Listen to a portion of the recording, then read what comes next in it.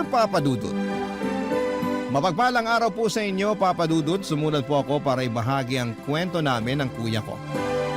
Tawagin niyo na lamang po ako sa pangalang RV at yung kuya ko naman po ay tawagin niyo na lamang po sa pangalang Gerald. Binatilyo pa lamang po ako ay naglilingkod na ako sa simbahan. Nagsisimba ako tuwing linggo at hindi ako pumapalya. Maliban na lamang kung may sakit ako.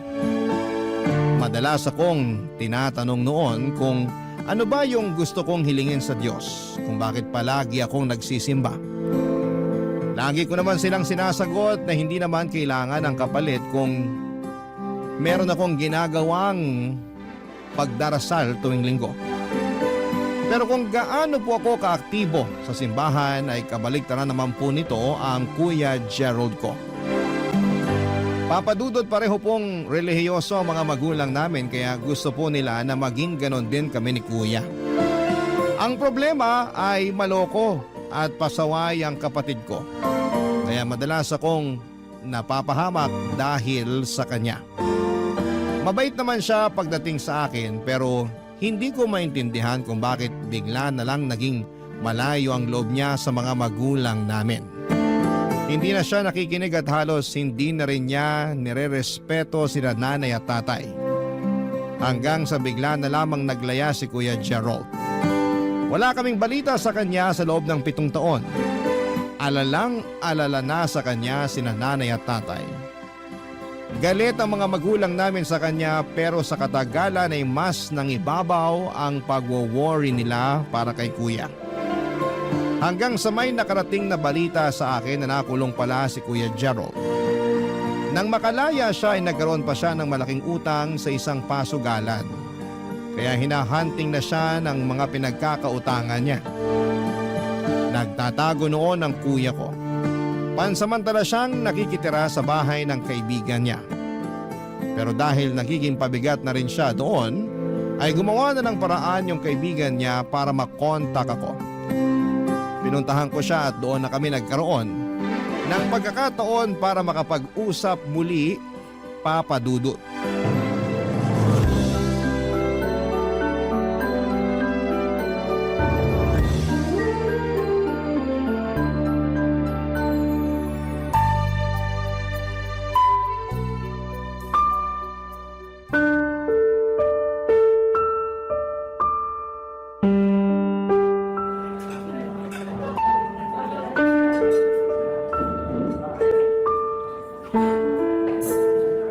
Kuya, nakulong ka pala? Bakit hindi ka man lang nagsabi sa amin nung nagkakaproblema ka na? Natulungan ka pa sana ni nanay at tatay.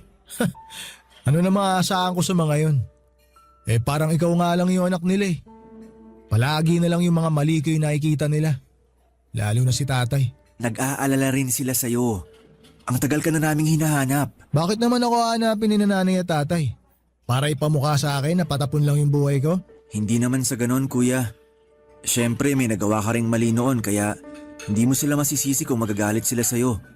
Puro ka pakikipagbasag ulo. Tapos bigla ka pang nawala na parang bula. Kaya mo ba ako hinahanap para sabihin sa akin yan? Kuya, hinanap kita kasi nag-aalala kami sa'yo. Teka, bakit ka ba nakulong? Wala ka nang pakialam dun. Kuya naman, may pakialam ako kasi kapatid kita. Akala mo ba masaya ako na kapatid kita? Kasumpa-sumpa ka na maging kapatid para sabihin ko sa'yo. Kahit gusto kong gumawa ng tama, wala pa rin namang silbi. Kasi ikaw lang yung laging nakikita ni nanay at tatay. Mali ka nang iniisip, kuya. Mahal ka nila. Na-appreciate naman nila yung mga ginagawa mo eh. Kuya, gustong gusto ka na nilang makasama. Kaya please, sabihin mo sa akin kung anong problema para matulungan ka namin. At para makabalik ka na sa amin. Di na ako babalik sa bahay na yun. Parang ibabalik mo lang ulit ako sa kulungan kapag sumama ako sa'yo. Kausapin mo na lang si nanay at tatay, maiintindihan ka nila. May intindihan nila. Wala. Wala nakakaintindi sa akin sa pamilya natin. Kaya umalis ka na. Hindi ko kailangan yung tulong nyo. Kuya, hindi ka na pwedeng bumalik sa tinutuluyan mo ngayon. Hindi na nila gusto na doon ka pa nakatira. Sa bahay ka na lang.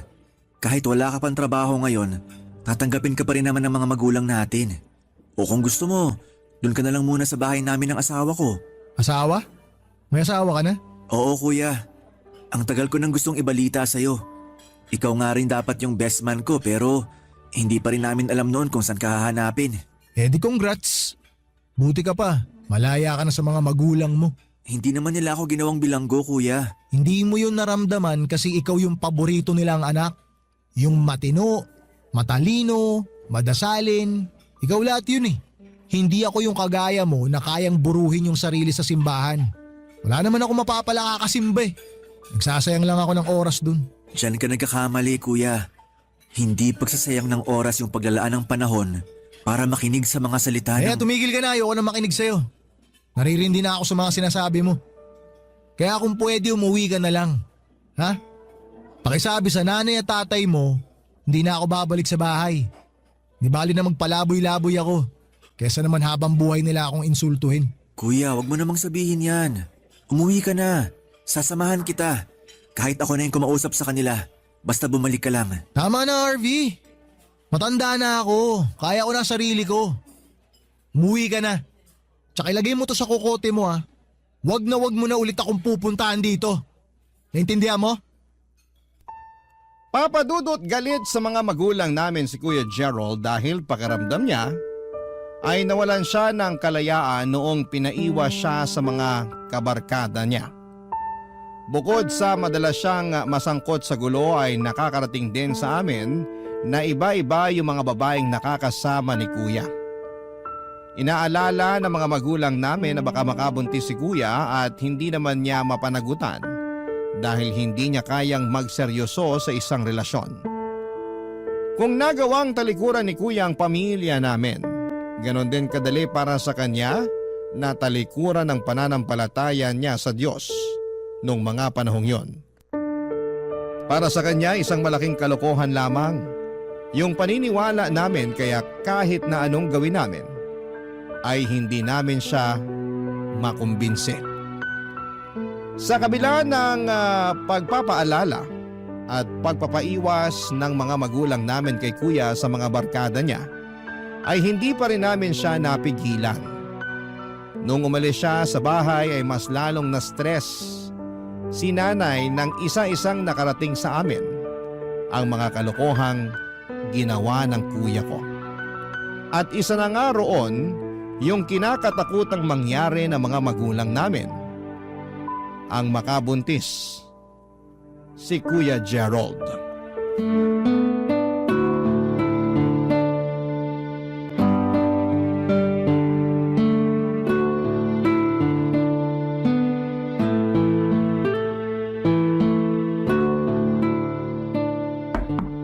Sandali lang.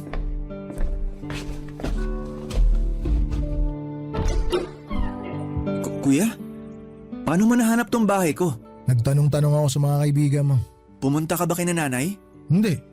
Ikaw naman talaga yung sadya ko eh. Ay, akala ko pa naman kakausapin mo na si nanay at tatay kaya ka bumalik. Nandito ako para makausap ka.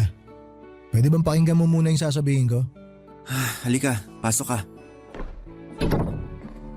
Ganda pala nitong bahay mo. Pinagawa mo ba to o binili mo? Binili, tapos paunti-unting pinarenovate. Ah, maganda. Mukhang nakakaluwag-luwag ka na. Balita ko, tinuloy mo yung pagiging engineer mo. Akala ko talaga noon magpapari ka eh. Umaga hanggang gabi, puro dasal na lang ginagawa mo. Buti sana kung naririnig ka talaga nung pinagdadasalan mo. Kuya, please. Huwag mo namang insultuhin yung mga ginagawa ko. Walang masama sa pagdarasal. At alam ko sa puso ko na naririnig ng Diyos lahat ng mga dasal ko. Kaya sana subukan mo rin. Alam mo, pasensya ka na pero hindi ako pumunta rito para dyan. Gusto sana kita makausap kasi kailangan ko ng tulong mo. Sinabi mo sa akin, di ba? Tutulungan mo ako. Eto na yun. Kailangan kita ngayon. Teka, bakit? Ano bang nangyari? Hinahabol ako ng pinagkakautangan ko. Pinagbantaan na nila yung buhay ko kaya lumayo muna ako dun sa tinutuluyan ko. Kailangan ko magtago. Baka pwedeng dito na muna ako sa bahay mo. Kuya naman, hindi ka pa nga nakakabayad sa inutangan mo noon, may panibago na naman ngayon? RV, pakiusap naman, tsaka na natin pag-usapan yan. Payagan mo na muna ako makituloy dito. Hindi naman ako magtatagal eh. Maghahanap naman ako ng trabaho. Sige kuya, Pero kapag may trabaho ka na, pag-ipunan mo yung mga utang mo para hindi mo na kailangan magtago at tumakas sa kanila. Mapapahama ka lang yan eh. Oo, pangako. Pag-iipunan ko tapos babayaran ko lahat ng utang ko. Ay, kumain ka na ba? Kakaluto ko lang para sa tanghalian. Hindi pa ako kumakain mula kagabi. Halika na kuya, sabayin mo na ako kumain. Sige, salamat. Sino yung tumatawa? Anak mo? Oo, anak ko. Iniwan ko muna siya naglalaro sa kwarto. Wow, may anak ka na pala. Ibang klase ka talaga, ah. Ang bilis mo. Naunahan mo pa ako magkaanak. Ilang taon na siya? 7 years old na siya. Ha? Ibig sabihin nung lumayas ako sa bahay, nagkaanak ka na agad? Mahabang kwento kuya. Tsaka na lang natin pag-usapan. Pero teka, ano palang pangalan niya? Hero. Hero yung pangalan niya. Ayos ah. Ganda ng pangalan, lalaking lalaki. Naalala ko nung mga bata pa tayo, sinabi mo sa akin na kapag magkakaanak ka, Hero yung ipapangalan mo. Kasi gusto mo malapit lang sa pangalan ko. Yun nga yung dahilan kaya Hero yung pinangalan ko sa kanya. Pwede ko ba siya makausap? Para makilala naman niya yung pogi niyang tito. Hindi pwede kuya. Ha? Bakit naman? Hindi pa siya sanay makipag-usap sa mga hindi niya kilala. Kailangan niya munang masanay na nakikita ka niya rito bago mo siya kausapin. Bakit may ganun pa? Ano ibig sabihin nun? May autism si Hero. Hindi siya agad-agad nagiging komportable sa mga bagong nakakausap niya.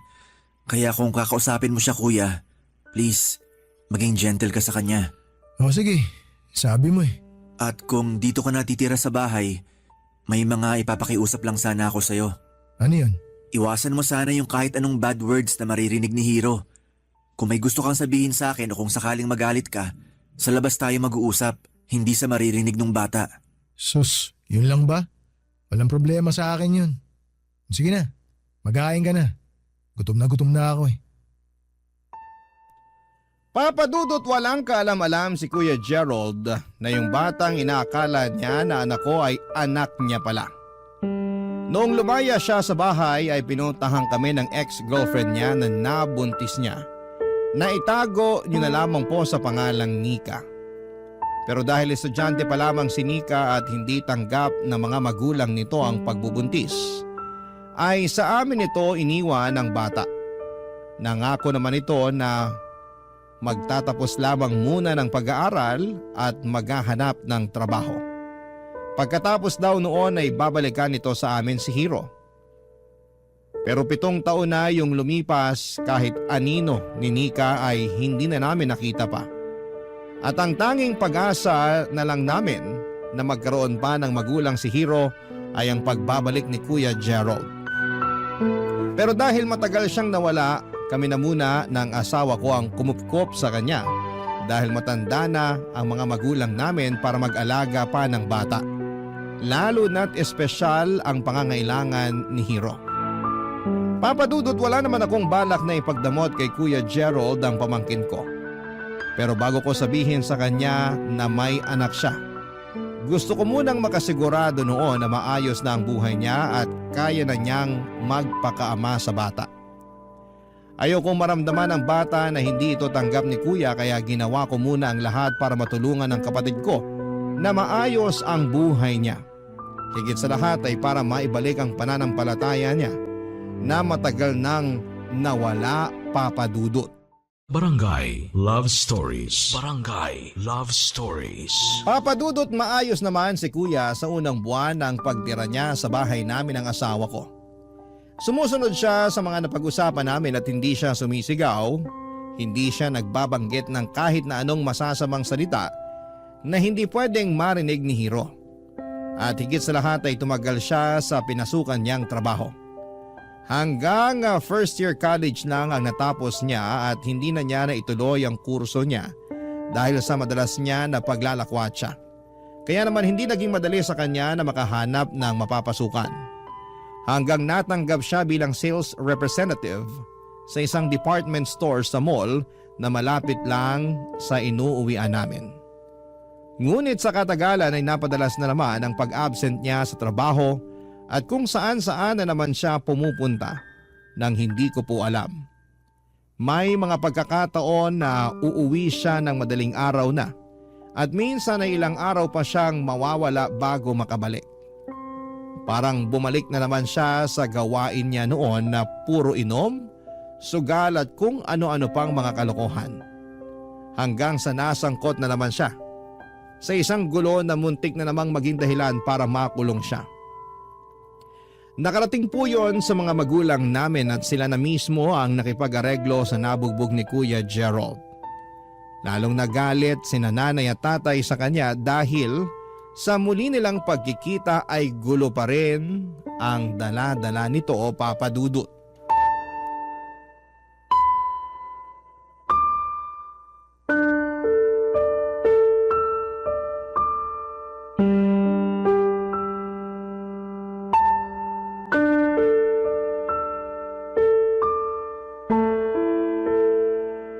Kuya, pwede ba tayong mag-usap? Nakapag-usap na kami ni nanay at tatay. Ang dami na nilang sinabi sa akin. Durog na ako sa sermon nila, gusto mo pang dagdagan? Kuya, gusto lang kita makausap bilang kapatid mo. Hindi ako si nanay at mas lalong hindi ako si tatay. May gusto lang akong itanong. Naguguluhan na kasi ako sa mga ginagawa mo eh. Kung bakit ka nagkakaganyan. Huwag mo na lang kasing pakialaman yung buhay ko para matahimik din yung sayo. Hindi pa ba sapat na masaya ka na sa pamilya mo? May asawa at anak ka na. Kung masira man o magkandaletse-letse yung buhay ko, problema ko na yon. Problema ko rin yun. Hindi ko hayaang masira yung buhay mo dahil may... Kailangan mong ayusin yung buhay mo, kuya. Ba't ba gustong gusto mo na ayusin yung buhay ko? Eh ikaw, kuya. Bakit ka nagkakaganyan? Ano ba yung problema? At napakahirap sa'yo na pakisamahan kami. Gusto lang namin na mapabuti ka. Hindi ako masaya sa gusto niyong buhay para sa akin. Hindi ko gusto yung kagaya ng ginagawa mo na masyado ka nagpapakabaliw sa pagsisimba mo na yan. Ano bang mapapala niyo sa pagsisimba? Ni hindi niyo nga alam kung totoo ba yung Diyos. Nasasabi mo yan kasi hanggang ngayon galit ka pa rin sa amin. Hindi lang kay nanay at tatay. Kahit hindi mo sabihin, nararamdaman ko na hanggang ngayon may galit ka pa rin sa akin, kuya. Kaya nga gusto ko mag-usap tayo para maayos natin kung ano man yung problema. Pasensya ka na kung yan yung nararamdaman mo. Pero wala naman akong problema sa'yo eh. Hindi galit yung nararamdaman ko, kundi inggit. Hindi ko na alam kung ano pang pwede kong gawin para maging katanggap-tanggap ako sa mga mata ni nanay at tatay. Parang konting kibot, galit na galit sila sa akin. Kuya, sa totoo lang, kung gusto mong magbago yung buhay mo, kailangan mo yun simulan sa sarili mo. Kung naririndi ka kay nanay at tatay, pwede namang hindi mo muna sila kausapin o huwag ka muna magpakita sa kanila. Pero tulungan mo yung sarili mo ng paunti-unti. Paano ko gagawin yun? Parang sirang-sira na yung buhay ko. Hindi ko alam kung saan pa ako uhugot ng lakas para ayusin lahat eh. Wala nang aayusin. Patapon na yung buhay ko. Kuya, kung aayusin mo lang yung buhay mo, may naghihintay sa'yo na sigurado ako na ikatutuwa mo. Kaya please, tigilan mo na yung pagbibisyo mo at lumayo ka na sa barkada mong masama yung impluwensya sa'yo. Hindi mo sila kailangan. Kapag may nangyaring masama sa'yo, hindi mo rin naman sila maaasahan eh. Hindi naman masama na magkaroon ka ng kaibigan. Pero piliin mo yung alam mong makakabuti sa'yo. Hindi yung dadalhin ka sa kapahamakan tapos iiwan ka lang sa ere. Kahit gawin ko yan, wala naman na akong trabaho eh. Wala na akong mukha na ihaharap sa mga magulang natin. Pwede ka namang maghanap ulit. Kung gusto mo, ako pa magre-recommenda sa'yo eh. Pero bago ko gawin yon, samahan mo muna ako. Papadudot matapos po ang ilang taon ay muling nakatungtong sa simbahan si Kuya Gerald. Nung una'y halos ayaw niyang sumama sa akin. Ang sabi niya ay nakakahiya raw dahil baka may makakita sa kanya na kakilala niya at pagtawanan lamang siya. Pero hindi ako sumuko sa pagkukumbinsi sa kanya, Papa Dudut. Matapos nga yung misa ay napansin ko na naapektuhan si Kuya sa homily ni Father noong araw na yon. Nagpanggap na lamang ako noon na hindi ko yon napansin para hindi siya makaramdam ng hiya. Papa Dudut, paglabas namin ng simbahan akala ko ay magiging maayos na ang lahat. Pero muli na namang nag-alinlangan si Kuya Gerald kung tama ba yung ginagawa niya. Naiintindihan ko naman na hindi ganun kadali yung pagbabalik loob niya. Kaya hindi ko siya pinilit. Hinayaan ko na kusa niyang ma-realize kung gaano kagaan sa kalooban ang magtiwala sa Panginoon at humingi ng tulong kapag nahihirapan na siya. Sa bawat araw na lumilipas ay hindi lang yung kagustuhang magbagong buhay ang nakita ko kay Kuya. Napansin ko rin noon na nagiging malapit na ang loob niya kay Hiro. Mas naging malawak ang pangunawa niya. Yung bang napakaangas niya sa labas ng bahay, pero pagdating kay Hiro, ibang katauhan yung nakikita ko. Siguro lukso ng dugo yung nararamdaman niya nang makita niya yung anak niya. Pero hindi ko alam noon kung yun na ba ang tamang panahon para sabihin ko sa kanya na mag-ama sila. At para masagot yun ay humingi ako noon ng sign kay Lord, Papa Dudut.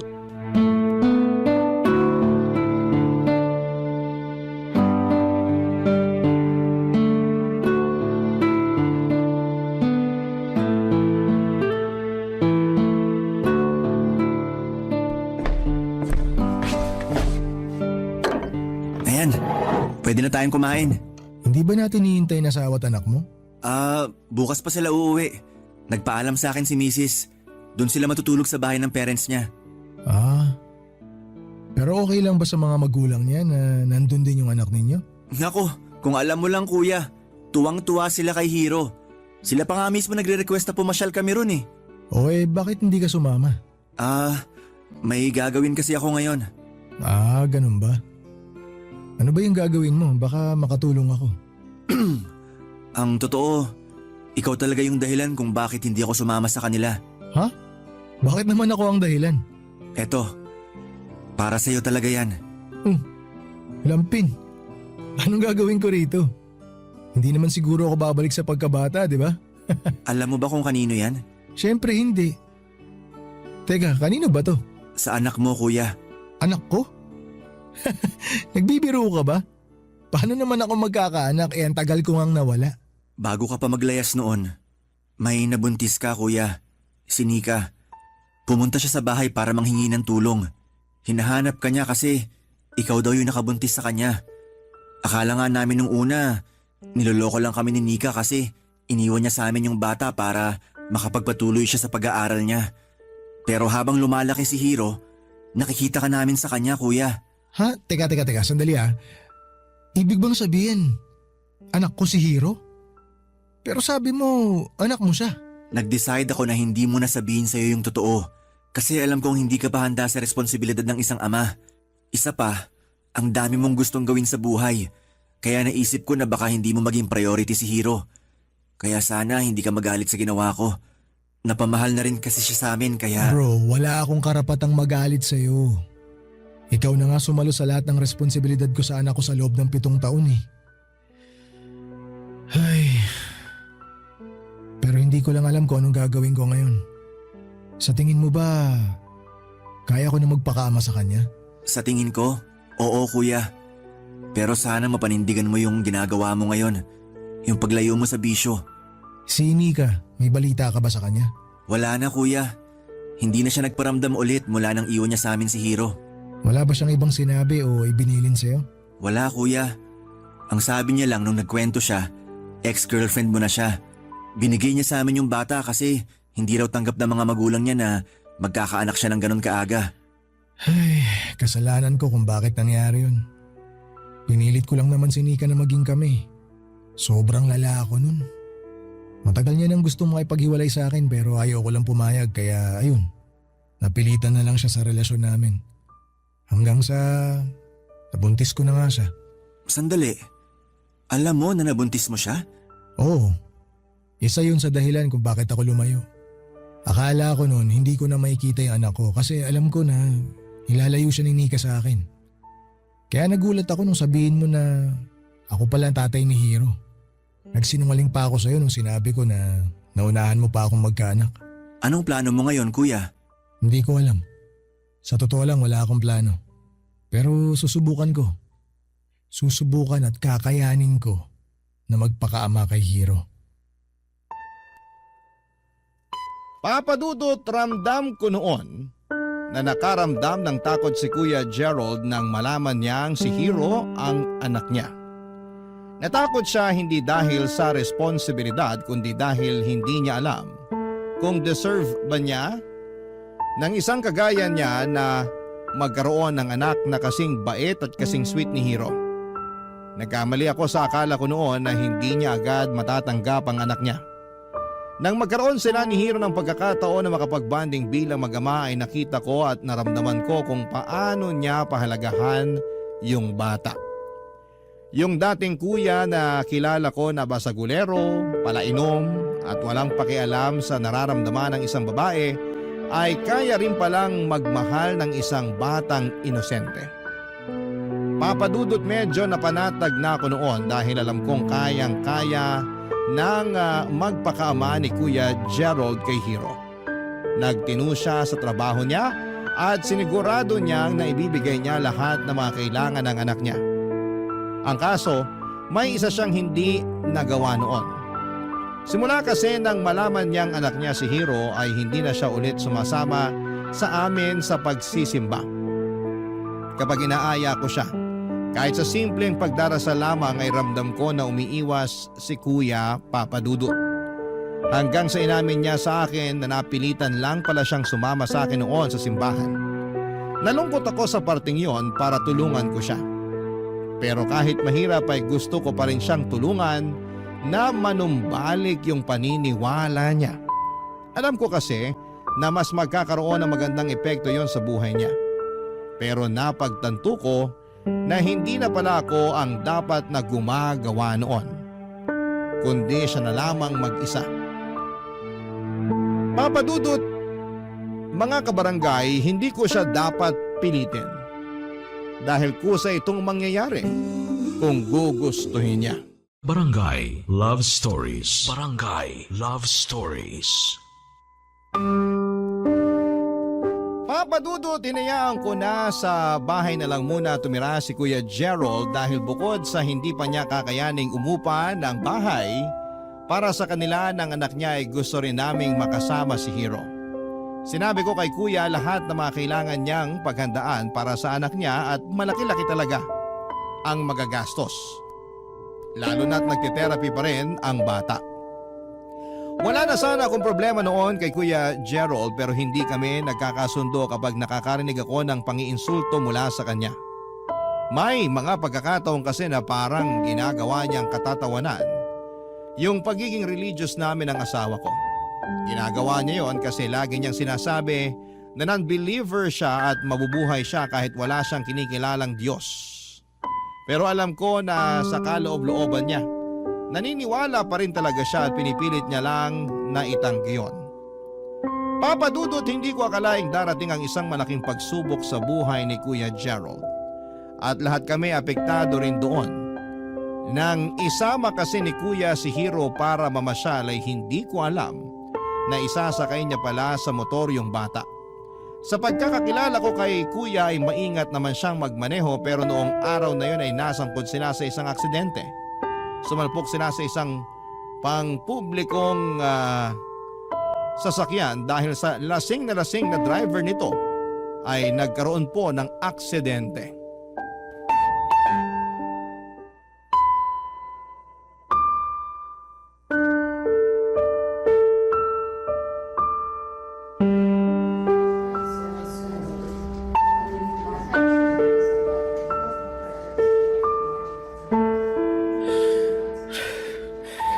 RV, bakit ganun? Hindi pa rin nagkakamalay si Hero. Kuya, please, kumalma ka. Hindi makakatulong kung magpanik ka ngayon. Kailangan natin maghintay, okay? Hindi ko alam kung kakayanin ko pa maghintay ng ilang oras, bro. Paano kung abutin pa to ng ilang araw? Ako dapat yun eh. Ako dapat yung nakoma at hindi siya. Kasi kasalanan ko yung nangyari. Kasalanan ko to. Hindi kasi ako nag-iingat eh. Kuya, hindi rin makakatulong kung sisisihin mo pa yung sarili mo. Magdasal na lang tayo. Pwede ba, RV? Huwag mo na munang ipilit sa akin yan. Kasi kung totoo man yung sinasamba mo, bakit hinayaan niya na mangyari to sa anak ko? Nangyari to kasi may dahilan ng lahat, kuya. Pero tatandaan mo sana palagi, na hindi to nangyayari para pahirapan ka. Eh anong tawag mo rito?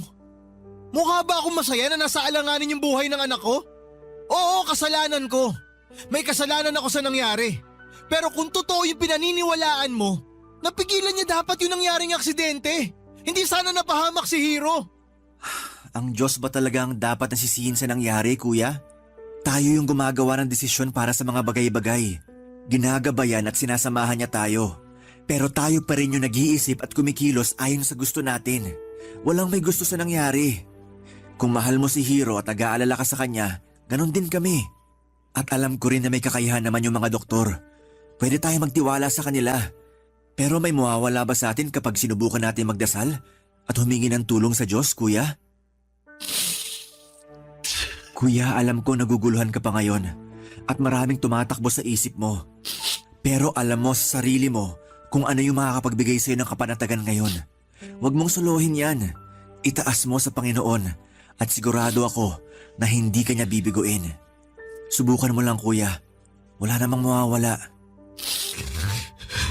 Hindi mo kailangan dalhin mag-isa yung problema, kuya. Nandito ako. Kami ni nanay at tatay. Hindi ka naman namin iiwan na mag-isa rito. Siya nga pala, kuya. Nakausap na ni nanay at tatay yung nakabangga sa inyo. Sasagutin na lang daw niya yung lahat ng gastusin dito sa ospital. Gusto makipag-areglo. Pero sabi namin, kakausapin ka muna namin kung balak mo magsampa ng kaso. Ayoko na munang isipin yan. Hindi ako aalis dito sa ospital hanggat hindi pa nagigising si Hiro. Kailangan ko yung anak ko, bro. Pinago niya yung buhay ko. Kung hindi dahil sa kanya, hindi ko maiisip na ayusin yung buhay ko ngayon eh.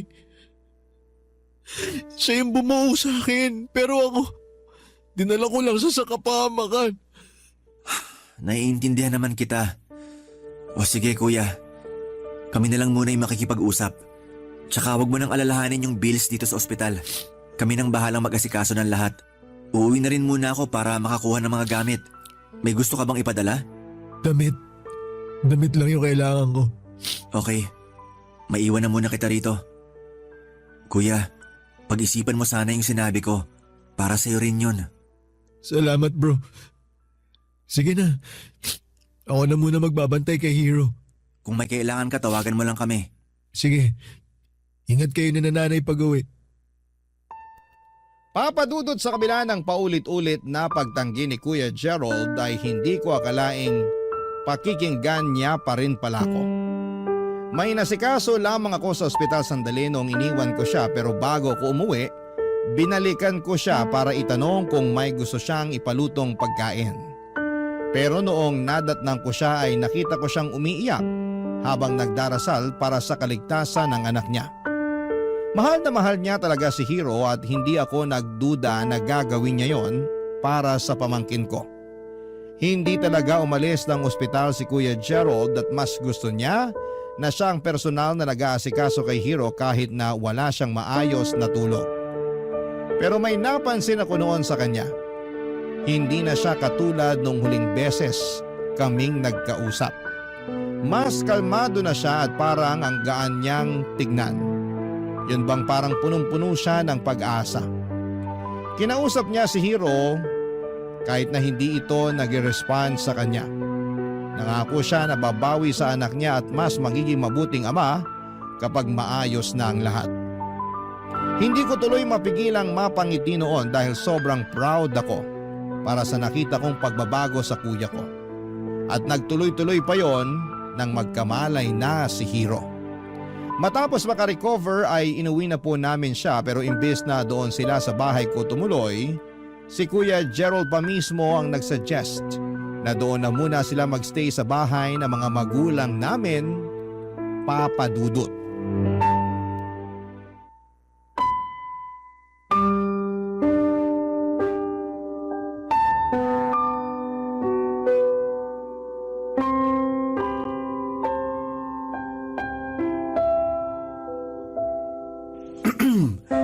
Parang iba yung ngiti mo ngayon, kuya.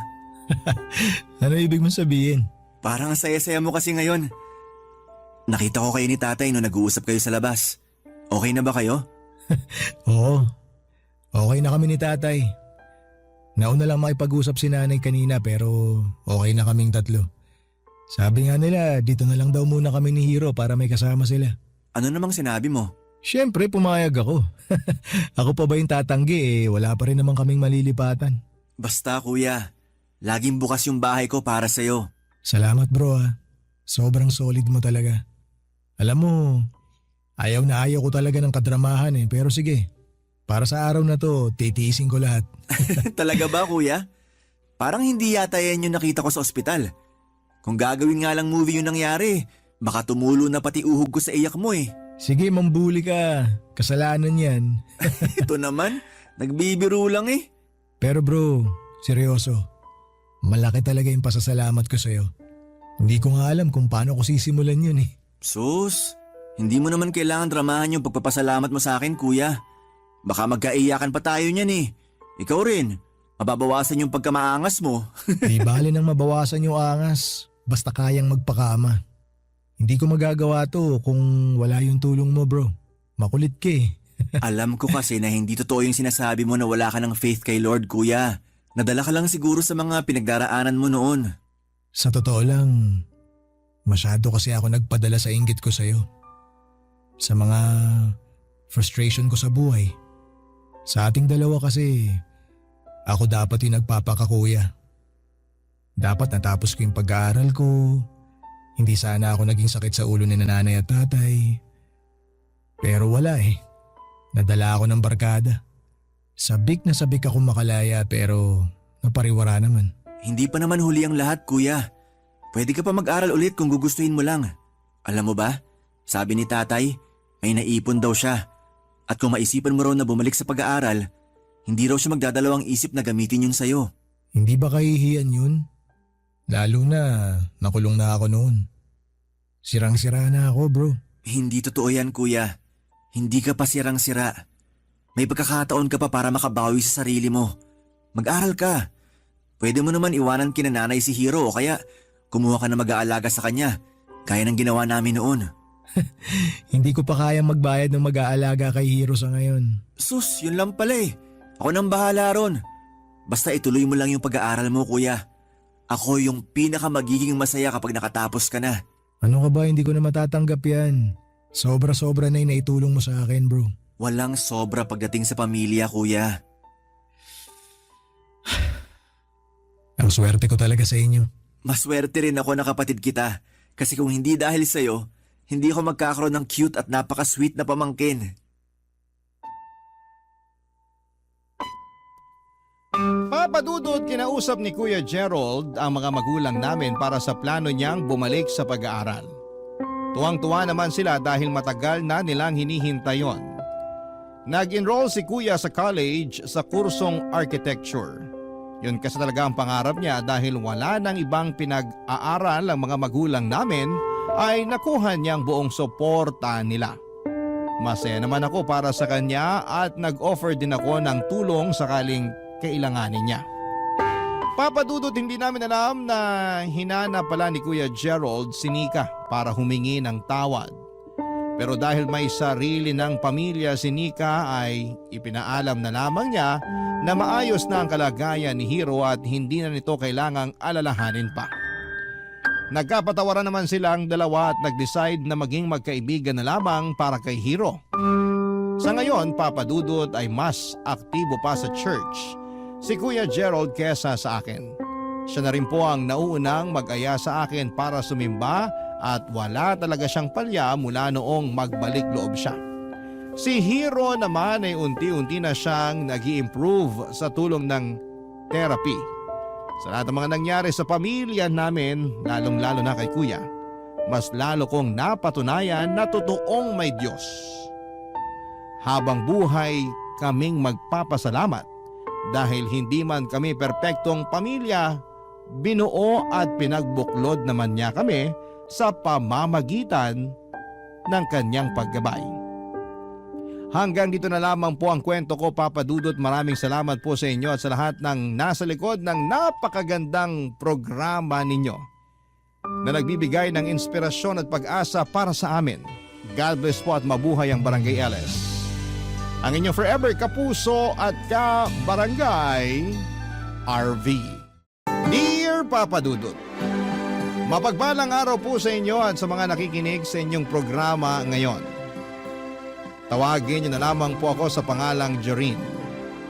31 years old at isang tomboy, nagtatrabaho ako bilang kolektor ng isang microfinance company.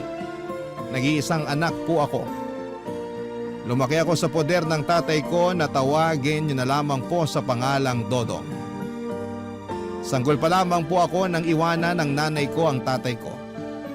Hindi raw kasi niya matanggap na si Papi ang nakabuntis sa kanya. Papadudot may kapansanan po ang tatay ko at kinakahiyayo ng nanay ko kaya naghanap siya ng ibang lalaki. Napaka-selfish po ng dahilan niyang yon kaya dala-dala ko ang tinatago kong sama ng loob sa kanya habang lumalaki. Papadudot, sa kabila ng pagiging single parent ay napalaki ako ng maayos ng tatay ko. Kahit kailan ay hindi naging issue sa kanya ang pagiging tomboy ko at tinanggap niya ako ng buong buo. Minsan nga ay siya pa ang bumibili ng mga damit na panlalaki para suportahan ang mga hilig ko. Hindi niya rin ako kinakahiya sa mga nakakakilala sa amin. Kahit na hindi pa naman ako sumasakses sa buhay ay parang ang yaman-yaman ko na. Tuwing ipinagmamalaki niya ako bilang anak niya. Hindi man po siya mayaman ay busog na busog naman po ako sa pagmamahal. Nagawa akong pag-aralin ni tatay hanggang kolehiyo at natapos ko naman ang isang 2-year course sa computer studies. Pero kahit napagtapos na niya ako, hindi na rin niya naisipan pang mag-asawa ulit para may makasama naman siya tuwing nasa trabaho ako. Mas gusto niya pa raw na pagtuunan ng pansin ang pagiging ama sa akin at yung 10 taon na niyang barbershop, Papa Dudut.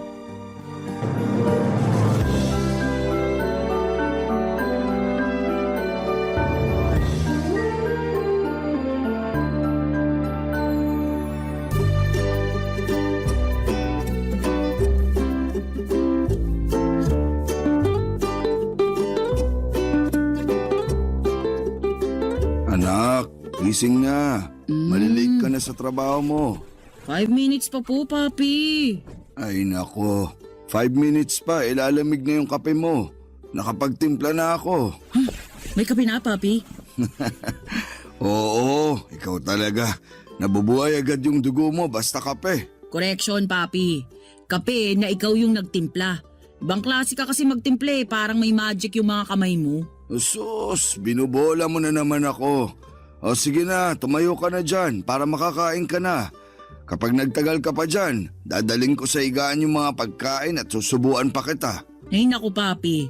Hindi na mauulit yung nangyari noon. Hindi na talaga. Para naman kasi akong batang kailangan pang subuan. Binata na kaya tong anak niyo. Oo na, binata ka na nga, kaya nagiging pasaway ka na sa akin. Wow, kailan yun, Papi? Parang araw-araw naman ako naging mabuting anak, ah. Hindi ko maalala, anak. Kaya sige na, tumayo ka na dyan at simulan mo na yung mga ritual mo. Mukha ba ako mangkukulam, Papi? Nako, masyadong maganda yung lahi natin para magmukhang mangkukulam ka. Pogi, Papi. Hindi maganda. Ay, oo na, sige na. Pogi na kung pogi.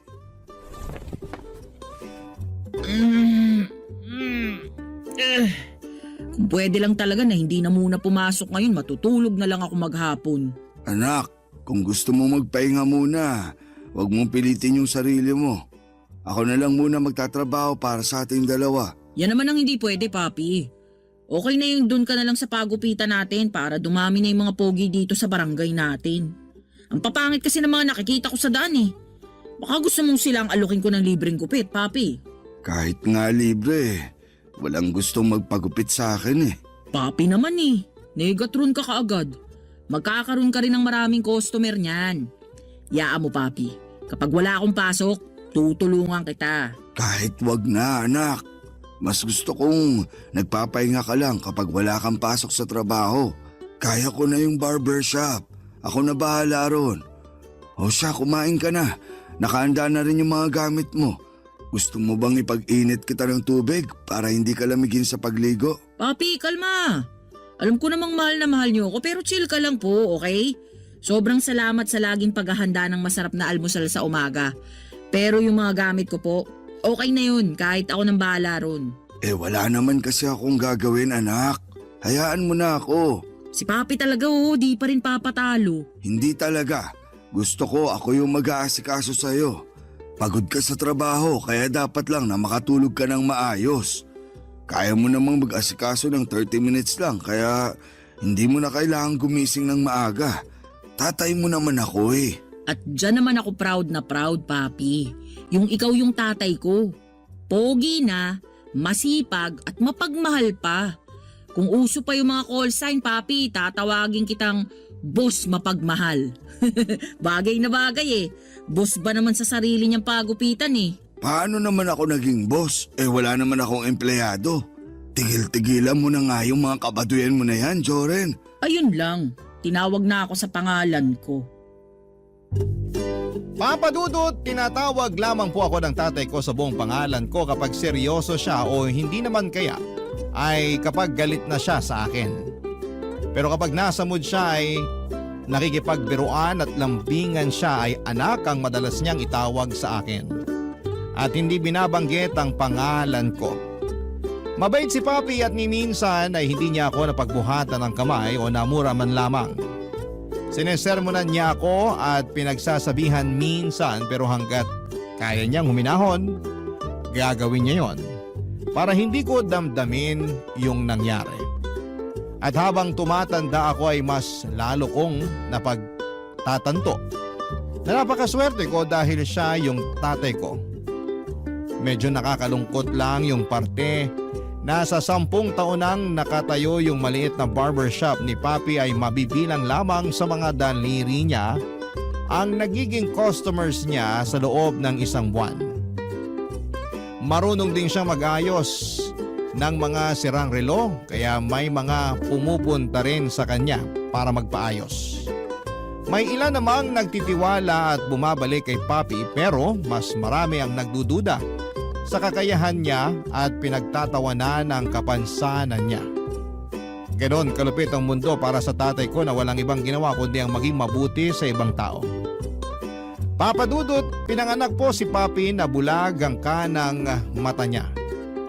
Hindi naging madali ang buhay sa kanya dahil palagi po siyang nabubuli sa trabaho. Hindi na po niya binanggit sa akin kung paano sila nagkakilala ng nanay ko pero isa lang po ang malinaw sa akin noon. Wala pong kwenta ang nanay ko dahil isa rin siya sa mga taong ginawang katatawanan si Papi. Nakakadurog po ng puso tuwing naririnig ko ang mga panlalait ng ibang tao. Mapabata man o matanda. Pareho lang na masakit yung mga salitang binibitawan nila sa tatay ko. Pero gaya nga po ng turo niya sa akin ay maging bulag at bingin na lamang daw po ako. Dahil mas matutulungan ko siya kapag hindi ako nasangkot sa kahit na anong gulo. Pero may mga pagkakataon din po talaga na hindi ko napipigilan ang sarili ko, Papa Dudut.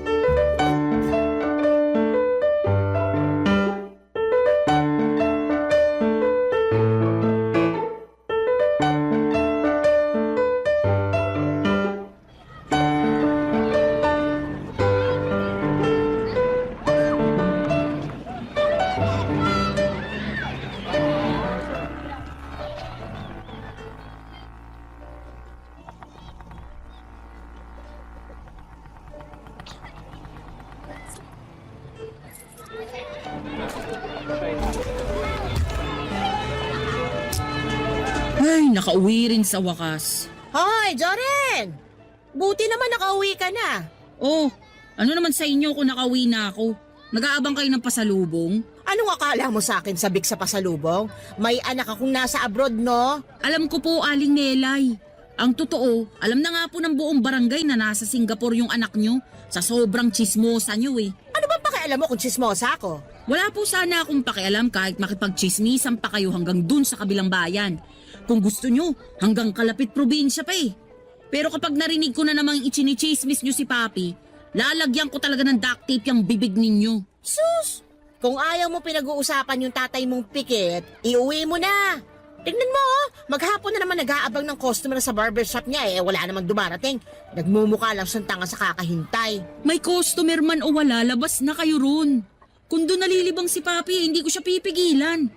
At kayo naman, Aling Melay, kung hindi kayo masaya sa buhay nyo at ayaw nyong nakikita yung tatay ko, tumira na lang kayo sa bundok, yung malayong malayo. Ba't loko ka? Pinapalayas mo ba ako rito? Kung gusto nyo lang naman, Aling Melay.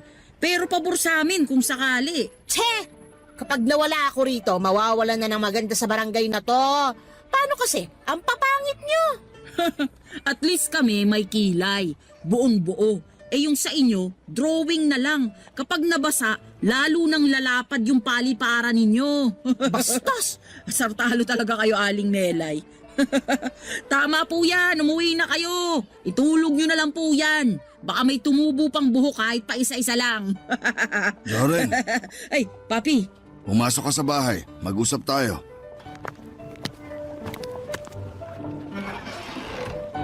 Papi, sorry na. Nagsasorry ka na naman, tapos ulitin mo rin naman yung ginawa mo. Kasi naman dinadali na naman kayo ni Aling Melay.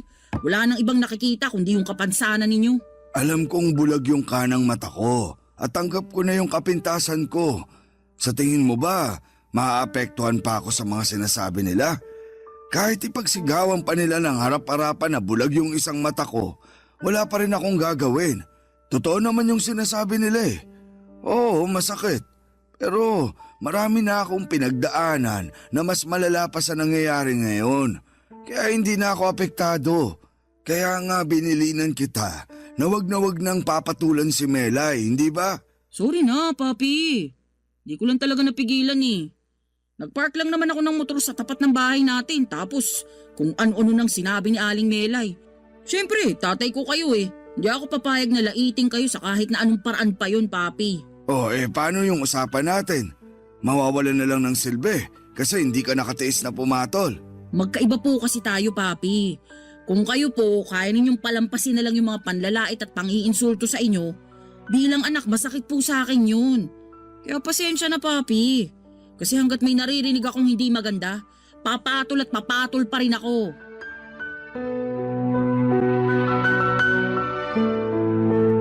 Papadudot, hindi po yun ang unang beses na nagkasagutan kami ni Aling Melay. Maraming beses na niyang pinag-inita ng tatay ko kahit na wala namang ginagawang masama sa kanya.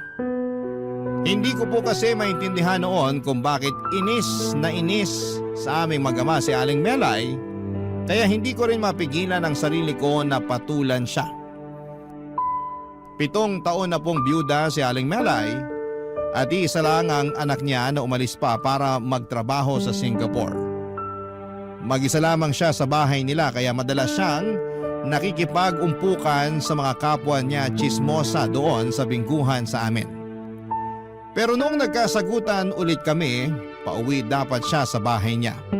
Bukod sa panlalait, nakakarating din sa akin noon na sinisiraan ni Aling Melay si Papi kaya nawawala ng customer sa paggupitan.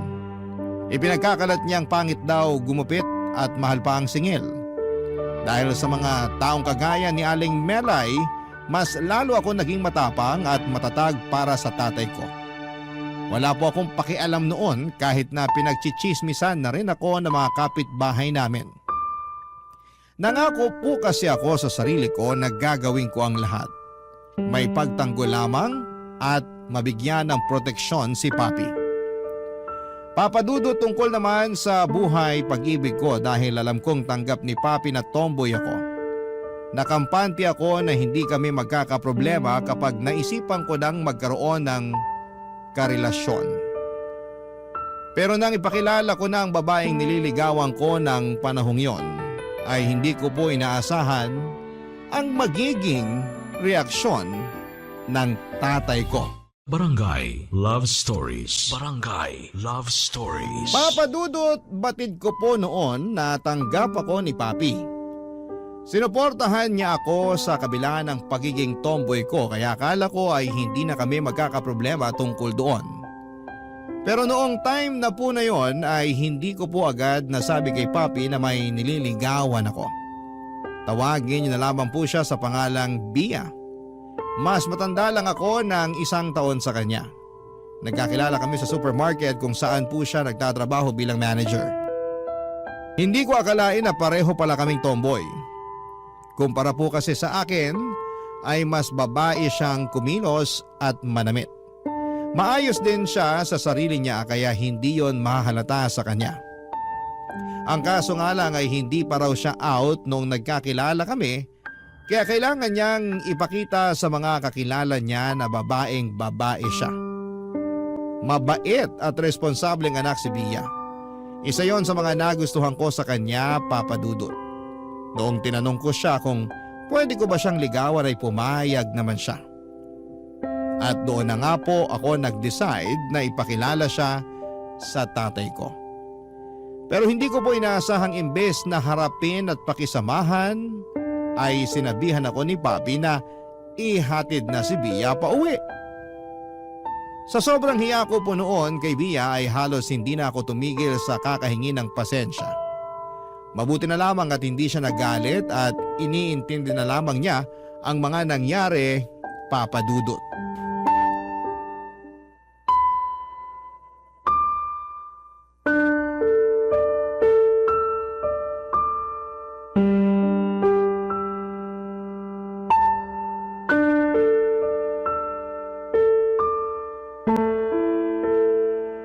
Papi, mag-usap nga tayo. Wala tayong dapat na pag-usapan, Joren. Magpapahinga na ako. Papi, kailangan nyo ba talagang gawin yun? Kung hindi nyo gusto si Bia para sa akin, maiintindihan ko naman po yun eh. Pero yung pinauwi nyo siya at hindi man lang hinarap ng maayos, Papi naman. Masisisi mo ba ako? Ni minsan nga, wala kang binanggit sa akin na may nagugustuhan ka na palang babae. Tapos ngayon, bigla mo na lang dadalhin dito. Akala ko po ba tanggap nyo na tomboy ako? Oo, tanggap kita kahit ano ka pa. Pero sana, sinasabi mo sa akin na may balak ka na palang ligawan bago ka man lang magdala ng babae rito. Paano ko sasabihin? Bala ko nga sanang sorpresahin kayo. Kala ko kasi matutuwa kayo na magkaka-girlfriend na ako. Hindi naman pala. Sa tingin mo ba, hinahadlangan ko yung kaligayahan mo? Papi naman, wala naman po akong sinasabing ganyan. Ang pinupunto ko lang, parang hindi nyo kayang maging masaya para sa akin. Kaya ko, anak. Ano po yun, Paps? Bakit pinahiyaan nyo ako kay Bia? Pasensya ka na, anak. Hindi naman sa hindi ko gusto si Bia para sa'yo. Nalulungkot lang ako kasi baka kapag naisipan nyo nang magsama, iwan mo na ako. Baka bigla kang magbago. Parang hindi ko na kayang mabuhay na mag-isa lang, anak. Gusto ko yung napagsisilbihan pa rin kita. Papi, magkaka-girlfriend pa lang po ako. Hindi pa ako mag-aasawa. At saka malabo naman kaming maikasal kung sakali. Pero kahit na magmahalan pa kami ni Bia, hindi naman po ako mawawala. Solid tayo, di ba Papi? Pasensya ka na talaga, anak. Pinangunahan ka ba naman ng tatay mo eh? Ay, sa susunod kasi Papi, pag-usapan muna natin para nagkakaintindihan tayo. Mahirap kasi yung ganito. Hindi ko alam kung anong iniisip nyo o kung anong nararamdaman nyo. Kung mahalaga sa akin si Bia, mas lalo ka na, Papi. Kaya tuwing may sasabihin ka, pakikinggan kita. Pag-usapan po natin. Ikaw naman ngayon yung nanenermon sa akin. Oo na, sige na. Sa susunod, magsasabi na ako sa'yo. Pero may hihingin sana akong pabor, nak. Ano po yun, Papi? Pwede bang dali mo ulit dito si Bia? Para makahingi man lang sana ako sa kanya ng pasensya. Nakausap ko na siya. At ayos na sa kanya yung nangyari, kaya huwag niyo na pong isipin yun. Pero mas maganda pa rin kung masasabi ko ng harapan, anak. Huwag kayong mag-alala. Isasama ko ulit siya rito. Pero baka sa susunod na linggo na lang. Busy na siya sa trabaho eh. Ayos lang naman, anak. Ay, ano ba tong nagawa ko? Sana lang hindi ako sungitan ng nililigawan mo kapag nagkita kami ulit. Hindi po ganun si Bia. Malawak yung pangunawa niya kaya hindi niya dadamdamin yung nangyari. Pero hindi ko itatanggi. Nasaktan siya, Papi. Yung pamilya niya siguradong hindi matatanggap kapag inamin niya na hindi siya straight. Tapos nung nalaman niya na tanggap niyo ako, akala niya matatanggap niyo rin siya eh. Hindi sa kinukonsensya kita, papi ha, pero yun talaga yung naramdaman niya eh. Pero ngayong naiintindihan ko na rin kung bakit ganun yung naging reaction nyo, gusto ko pong ipaalam na hindi ako galit sa inyo. Okay tayo, papi. Okay na rin ako, anak. Papadudot, naiintindihan ko rin naman po noon si Papi nang sabihin niyang natatakot siyang maiwan na mag-isa. Mula pagkabata kasi ay sa akin na niya ibinuhos ang oras at panahon niya kaya wala na siyang pagkakataon na magkaroon pa ng bagong kinakasama. Nagkausap na rin naman sila ni Bia at mabilis lamang silang nagkasundo. Sabi kasi sa atensyon ng isang ama si Bia. Hindi niya raw naranasang makipagbiruan sa tatay niya dahil masyado itong masungit at palaging seryoso. Papadudot, dahil sa amin ni Bia ay parang na-inspired din po noon na magka-love life si Papi. Masayahin naman talaga siyang tao pero noong time na yon, iba na ang mga ngiti niya at madalas na rin siyang pumuporma kahit sa pagupitan lang naman ang punta niya. Wala naman siyang naikukwento sa akin kaya wala akong ideya noon kung may nagugustuhan na ba siya o kung trip niya lamang talaga ang mag-ayos. Papadudot, may napansin din ako noon kay Aling Melay. Hindi na niya madalas na pinag-iinitan si Papi. Pero may time na nagtanong siya sa akin tungkol kay Bia. Akala niya si Papi ang nandiligaw kay Bia noong time na yon. Sinakyan ko lamang kung ano ang alam niya. Ang kaso'y mas lalo yata siyang nainis sa tatay ko. Hanggang sa may nakapagkwento sa akin na madalas palang pinapansin ni Aling Melay si Papi. Yung mga madalas kasama ni Aling Melay sa bingguhan ang nagsabi sa akin na inamin daw niya na may gusto siya sa tatay ko noong medyo nakainom siya. Tumawa lang naman ako noon dahil alam ko namang hindi siya gusto ni Papi.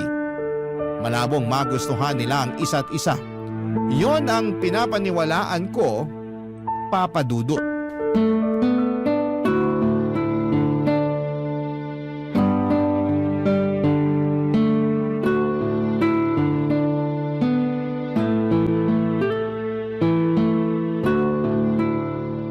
O papi, aga nyo ata maligo ngayon.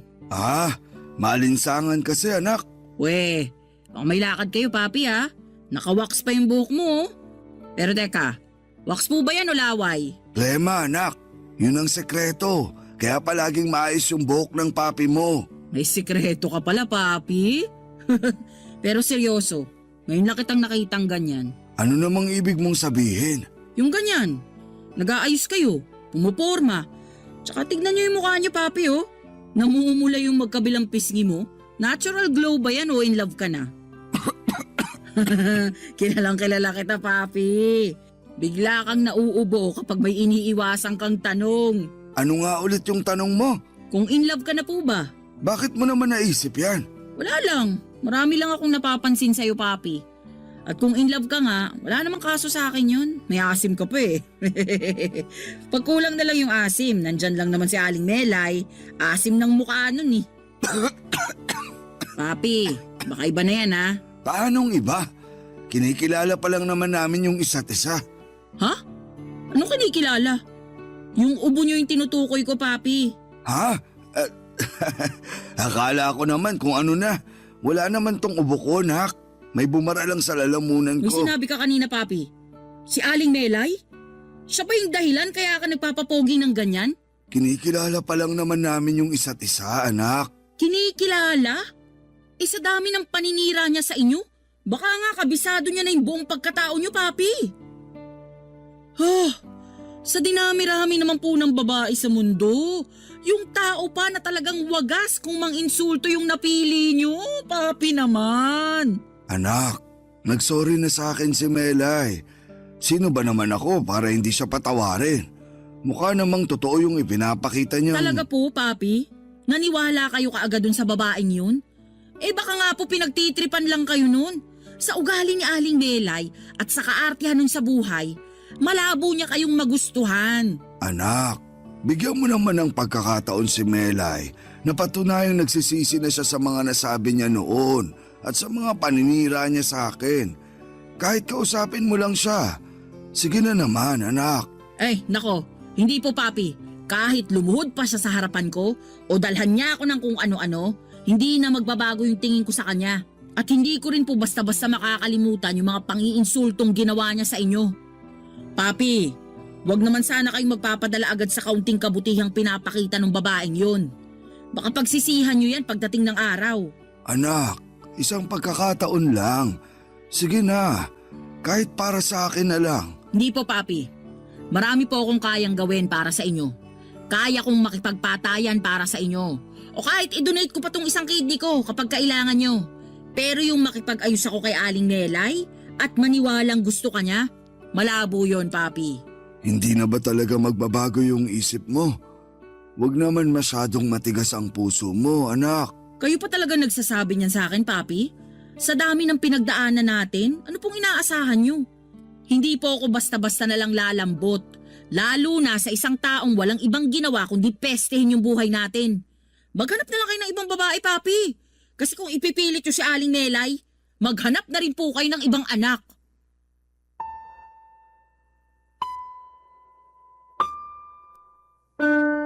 Papadudot, dahil sa galit ko noon kay Aling Melay ay nakapagbitaw ako ng mga masasakit na salita sa tatay ko. Hindi ko man po siya minura pero batid ko pong mas masakit pa yung sinabi ko na maghanap na lamang siya ng ibang anak. Ilang araw po kaming walang kibuan ni Papi. Nainis ako at nasaktan naman siya sa ginawa ko. Pero kahit na hindi kami nag-uusap, ipinagluluto niya pa rin ako at inihahanda ang mga gamit ko tuwing papasok sa trabaho. Ang tanging naiba lang noon ay hindi na niya ako ginigising. Sinasadya na lamang niya na mag-ingay sa kusina para magising ako. Umabot pa po yun ng 1 linggo at yun na ang pinakamahabang panahon na hindi kami nag-usap ng tatay ko. Hindi na po siya nakikipagkita kay Aling Melay at napansin ko rin na hindi siya lumalabas ng bahay. Ilang araw nang sarado ang pagupitan niya. Doon na po ako hindi nakatiis, Papadudot. Na-realize ko po kasi na hindi ako kayang ipagpalit ni Papi sa kahit na ano. Kahit na sa mismong kaligayahan pa niya ang nakasalalay. Barangay Love Stories. Barangay Love Stories. Sa 1 linggong hindi namin pag-uusap ni Papi ay marami po akong napagtanto, Papadudot. Una na roon, yung kung gaano ako kamahal ng tatay ko. Naisip ko rin yung mga sakripisyo niya at yung palagi niyang paglalaan ng mas malawak na pangunawa para sa akin. Samantalang ako ay ipinagdadamot ko na maging masaya siya. Hindi ko siya mapagbigyan sa isang bagay na maaaring magpasaya sa kanya. Papadudot, kinausap na rin ako ni Bia tungkol doon.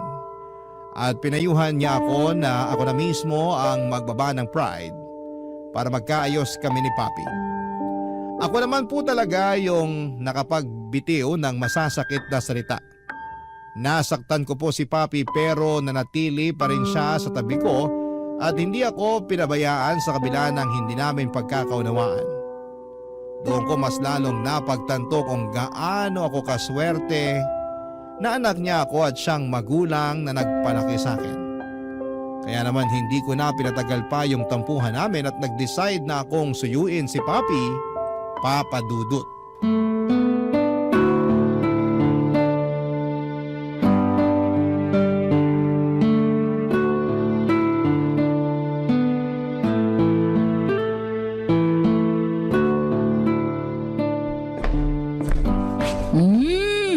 Bango nang niluluto mo, Papi ah. Maupo ka na dyan. Malapit na tong maluto.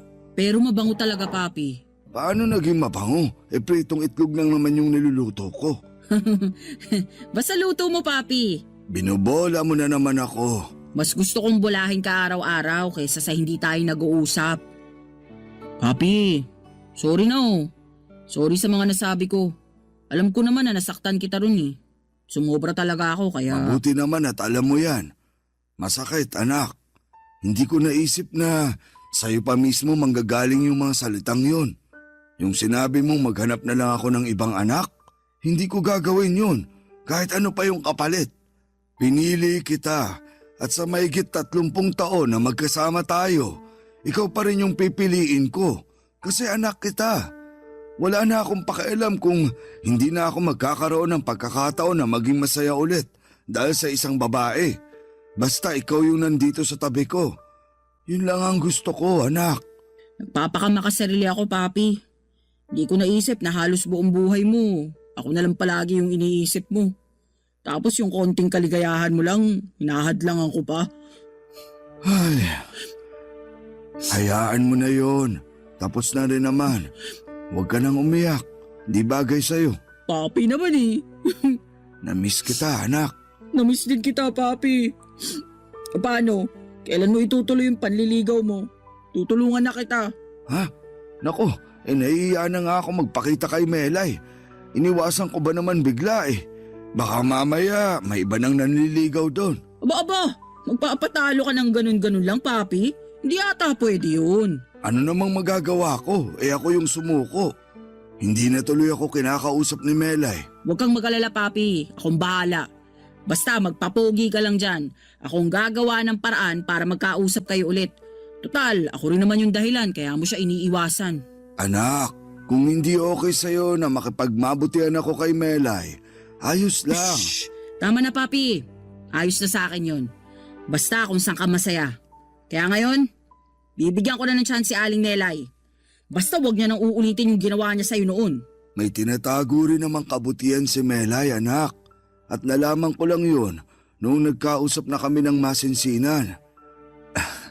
Ang sarap pala sa pakiramdam kapag yung nagkaayos na kayo nung taong inis na inis sa'yo noon. Kala ko nga papakulam ka na ni Aling Melay eh. Hayaan mo na. Ang mahalaga, okay na kami ngayon. Pero duda talaga ako, Papi. Paano kayo naging okay ni Aling Melay? Ano yun? Ganun-ganun na lang? Hindi naman. May nagawa kasi akong pabor para sa kanya. Nalooban kasi yung bahay niya nung nakaraang linggo.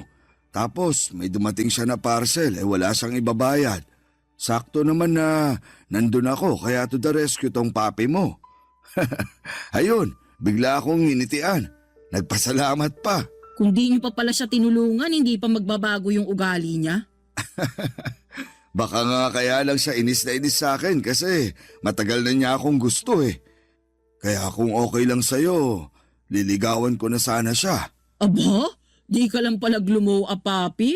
Tumatapang na rin.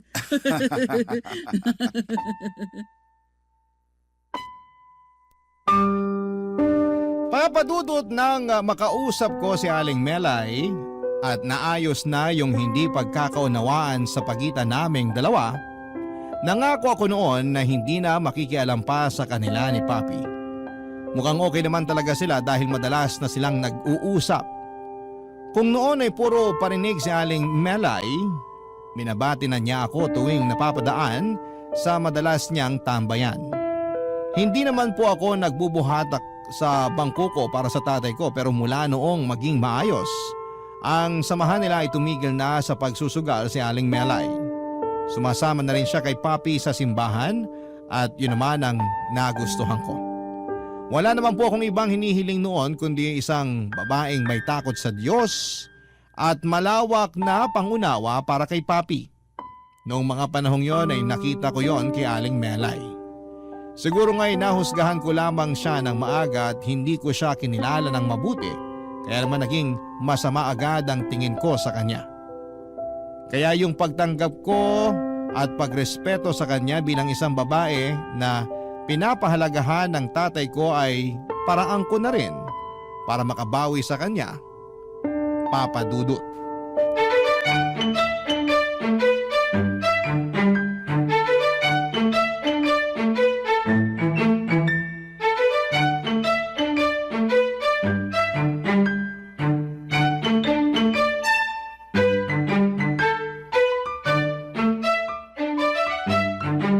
Papi, ba't di ka pa kumakain? Patapos na ako. Teka, may hinihintay ka po ba? Nagsabi kasi si Melay na sasabay daw siya sa atin manangalian. Yun naman pala, may hinihintay. Gusto ko na nga sanang puntahan eh. Kaso sabi niya, siya na lang daw yung pupunta rito. Oy, mukhang hulog na kay Aling Melay si Papi ah. Ayan ka na naman sa panunukso mo. Kung ano yung nakikita mo, wag mo na lang sabihin. Alam mo namang nahihiya ako kapag ganyan eh. Jesus, binatang-binata naman yung atake mo, Papi. Pero binata ka naman talaga kaya hindi na kita kukontrahin dyan. Siya na yata yung kumakatok. Teka, pagbubuksan ko muna siya, anak. Sige lang, Papi. Melay, halika, pasok ka. Ay, salamat.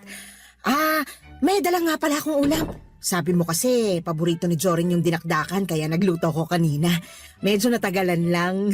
Teka, tama ba yung narinig ko? May dala kang dinakdakan, Aling Melay?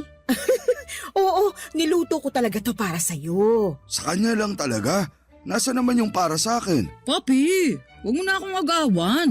Nasa iyo naman na yung puso ni Aling Melay eh. Uy, si Papi, namumula yung tenga. Ay nga pala, Aling Melay, nakita niyo na po ba kung paano kiligin si Papi? Oo, tumatahimik siya tapos nagpipigil ng ngiti. Nako, level 1 pa lang po yun. Tumatalon-talon talaga yan si Papi kapag kilig na. Ay nako, huwag kang nagpapapaniwala dyan sa anak ko. Palagi niya akong pinagtitripan. Upo ka, sabayin mo na akong kumain. Nauna na kasi si Joren. Di pa kaya ako tapos, Papi. Lalo na pag may dalang ulam si Aling Melay. Siyempre titikman ko muna yan. Ito para sa'yo talaga to. Huwag mo nang bigyan yung papi mo. Sa susunod na lang siya kasi gulay dapat yung kinakain niya. Ipagluluto ko na lang siya. Tignan mo nga naman, Papi, oh. Dati ikaw lang yung palaging nagluluto. Ngayon, ikaw na yung ipinagluluto. Uy, isang kiss naman dyan. Hoy, tumigil ka nga, Joren. Kumain ka na lang dyan. Punuin mo yung bibig mo para di ka na makapagsalita. Nakakatuwa talaga kayo mag-ama. Ganyan ba kayo araw-araw? Nako, Aling Melay, love language ni Papi yung awayin ako. Kaya kapag inaway ka niya, alam mo na, Aling Melay, patay na patay sa'yo si Papi. Sus Mariosep, kung ano-ano nang pinagsasasabi mo dyan. Hayaan mo na.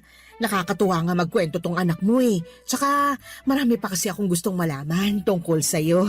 Nako, sa akin ka na lang magtanong. Baka kung ano pang ikwento sa'yo ng anak ko. Sige na, Papi. Para magkaroon kayo ng moment, aalis na muna ako. May date kasi kami ni Bia eh. Huwag magpapagabi. Enjoy! Enjoy rin kayo, Papi. O paano? Bachi na ako ha. Ay, binata na talaga yung anak ko. Papadudot nagtuloy-tuloy na po noon yung magandang samahan ni na Papi at Aling Melay. Hanggang sa tuluyan na nga po silang nagsama sa iisang bubong. Sa bahay na namin tumira si Aling Melay. Hindi lang ako sanay na tawagin siyang tita o nanay, kaya Aling Melay pa rin ang tawag ko sa kanya.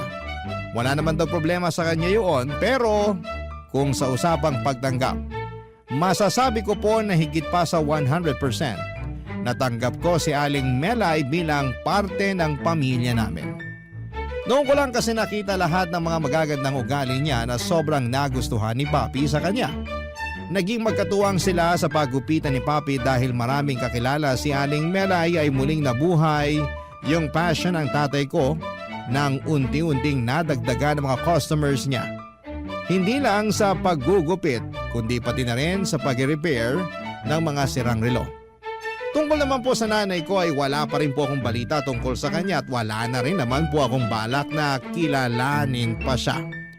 Kung nasaan man siya ngayon, sana'y naihingi na niya ng tawad yung pang-iiwan niya sa amin ni Papi para sa isang makasariling dahilan. Pero masasabi ko po ngayon na hindi na ako galit sa kanya. Parang pinatawad ko na lamang po yung nanay ko kahit na hindi ko pa siya nakikita ng personal o nakakausap. Sapat na po kasi sa akin yung pagmamahal at atensyon mula sa tatay ko at nadagdagan pa yon noong naging parte na rin ng pamilya namin si Aling Melay. Tungkol naman po sa amin ni Bia, matatag pa rin po ang relasyon namin at masaya ako sa kanya. Hanggang dito na lamang po ang aking kwento, Papa Dudut. Maraming salamat po sa pagbabahagi ng aking kwento at sa pagkakataon naman po na ibinigay ng Barangay LS para mapakinggan ko ito sa inyong programa. Mabuhay kayo and God bless sa inyong lahat. Ang inyong forever kapuso at kabarangay, Jorin.